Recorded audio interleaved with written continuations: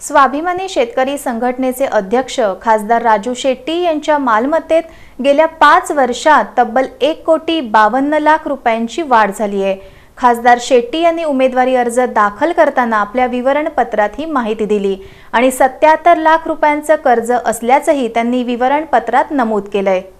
खासदार राजू शेट्टी यांनी आज उमेदवारी अर्जासोबत संपत्तीचं विवरणपत्र दाखल केलं।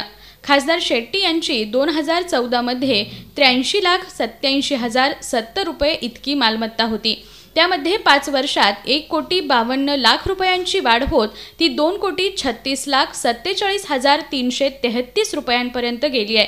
गेल्या 5 वर्षात कोणतीही मालमत्ता नव्यानं विकत घेतलेली नाही। जुन्या मालमत्तेच्याच किमतींमध्ये वाढ झाल्याचं खासदार शेट्टी यांनी विवरणपत्रात नमूद केलंय। 77 लाख रुपयांचं कर्ज असल्याचं त्यांनी नमूद केलंय।